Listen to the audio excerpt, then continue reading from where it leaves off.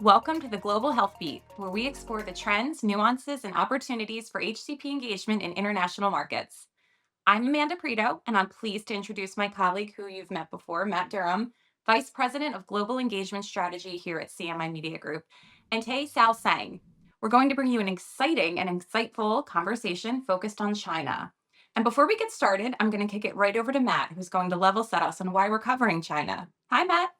Hey, so it's a great question because for most of the markets that we've done this previously, whether that's Spain, Canada, Australia, with all of those markets, we've been kind of approached. Those are markets that we've been working in daily, really, where every single week we're speaking to clients, to suppliers in those markets, and we know them so well from an agency perspective. But China, it is slightly different. It's a market where we're growing our capabilities, but it's also a market that procurement or other people are asking us about so often, and we know enough to be, I'll say, dangerous, but not enough or not as much as we know about other markets. So when we were thinking about which markets we should do next, I kind of thought about China really from like a cynical, selfish perspective, knowing Tay and knowing like, this could be a great education session for us as much as anything else. So it's really like self-orientated is why we kind of wanted to do China, and such an important market, and we really just wanted to know more about it and speak to some experts in the market. That's great. Well, I hope you get all of your questions answered, Matt, and I know our audience will too. Let's dive in. All right, Tay, we're so pleased to have you here. Can you talk to us about what is unique about healthcare marketing in China from your perspective? Number one, I would think that actually China is the digital first, especially is the mobile first. In China, healthcare don't slowly move from the traditionals to the digital. It's actually jump straight away to the mobiles. Doctor and patients live in their professional life on their phones. Most educations, communications, or even though that brand interactions happens in the apps, like the super apps is what we call the WeChat, or the medical platforms like the MedScience, Dingxiangyuan, which is we call it the DXY or MedLife, and etc. So instance of the separate steps, learning, engagement, follow-ups, everything's happened in one connected digital journey. The second one, which is the regulations actually push the digital forwards. A big turning point was in the 2020, where the online prescriptions were officially allowed.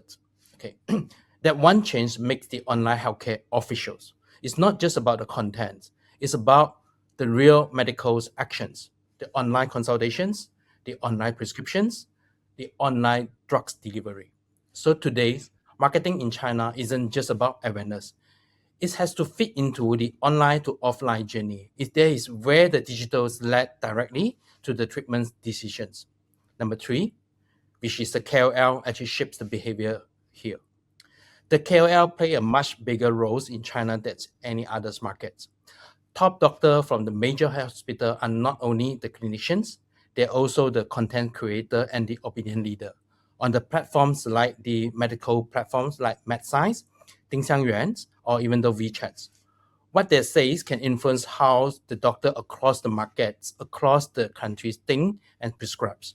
At the same time, the experienced patients and the caregiver, what we call the KOC, key opinions customer, are very influential in the patient's community. That shapes how patients talk, decide, or even those which doctor or treatments they trust. Great thoughts, Tay. Thanks for sharing. If you could talk to us a little bit about your background and your experience, and in your experience, how are you seeing the landscape has evolved? When I worked as a new channels lead back in the GSK, if I really look back in the few years, okay, the biggest change has been shift from the product push, reps-driven marketing towards much more data-enabled and ecosystem-based engagements. Today, everyone is talking about omni-channels. But in China, it's not just about being many channels, it's about really connecting them. Okay. For example, you can see what kind of the content and HCP is actually consuming on the platforms like MedScience, Dingxiangyuan, and then follow up with a much more relevant way, maybe a short WeChat video details, or even though an invitation to a very focused, small-scale academic sections. So the focus has clearly moved away from the volumes and the reach, and much more towards engagement quality, relevancy, and whether you can actually influencing the real clinical behavior. So Tay, you were saying something interesting earlier when we were talking about the HCP specific platforms of there's like MedLive, DXY that are platforms just for HCPs. But at the same time, everybody who kind of even works a little bit in China hears always about WeChat and its importance in China, just in general for everything. So I'm really curious how you tend to approach those HCP platforms versus how you go about, the advertising or the promotional activity with WeChat distinctly in the market. I usually don't see those like HCP platforms like the MedScience or Dingxiangyuan, the DXY, and the WeChat as a competitors. Okay. I see them very complementary in the HCP media mix. The MedLife, the Dingxiangyuan, and the similar professionals HCP platforms are really the clinical's home base. There is where doctors go for the deeper things, educations, guideline, case discussions, or peer exchange. It's still seen as a professionals and trusted space. While WeChat, the super apps, on the other hand, is more like an everyday operating system. Doctor use it consistently to follow medical account, watch some of the short education contents, talk to their peer, and stay connected. Okay. In the reality, many doctors don't even download many of the medical apps anymore because the WeChats already cover most of the daily needs. From the strategic point of view, I see the medical platforms like the MedLife, the Dingxiangyuan as where you build a depth and the scientific credibility, and WeChat as the where you maintain the frequency, the convenience, and also the continuity through some of the official accounts, mini programs, or some of the group communications. So if let's say we talk for a launch, for example, you might want to start with a high quality CME or a KOL-led case discussions on the medical platforms like the MedLife, Dingxiangyuan, or even those. Then we try to extend that experience to the WeChats with some of the follow-ups contents, a useful tool in the mini programs, or a close groups of the specific doctor segmentation. This is how these two really work best together. Okay, so Tay, what's next? What innovations are you watching for, and what is exciting you the most? Okay, there are two things I find particularly exciting right now, and they are much connected. Okay, the first is how the AI enabling the real personalization as a skill. We move beyond the broad segments with a consent, of course. Okay, AI can help us to understand what an individual's doctor actually reads, watch, and engage with across the platform, and then adjust the content accordingly. That could be means recommending a different articles topics, different case study, or even though different speaker for a webinars based on the doctor specialty and their interest. It make this idea, one doctor, one journey, much more realistic. The second is what we often call the closed loops omnichannels. What exciting here is not just connecting the channel, but finally connecting the outcomes.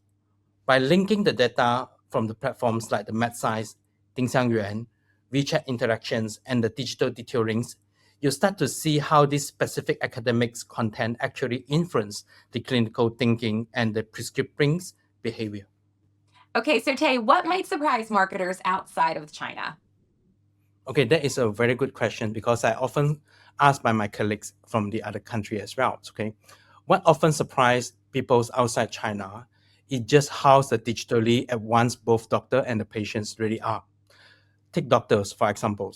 Even those are very specialized, including those in the lower tier city, doing just the digitals too.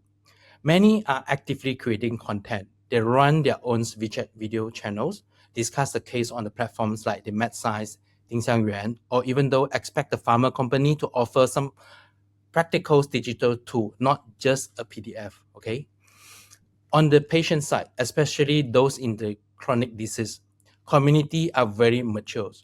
Patients compare hospitals and doctor, join disease group, use healthcare apps and actively share their experience. They are informed, organized, and expect to be treated as a partner, not just a passive audience. Another big difference is how closely educates, care, and commerce are connected. In China, completely normal for someone to watch a medical live streams, book an online consultations, and get a prescriptions, and have the medicals delivered in your doorstep in a few hours, all within one connected ecosystem.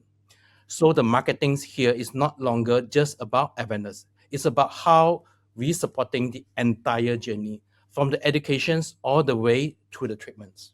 Tay, Matt, thank you so much for such an incredibly insightful conversation about China. I think we learned not only what HCP engagement looks like and where the possibilities are, but also what patients are expecting. Thank you so much for joining us on the Global Health Beat. We'll see you soon.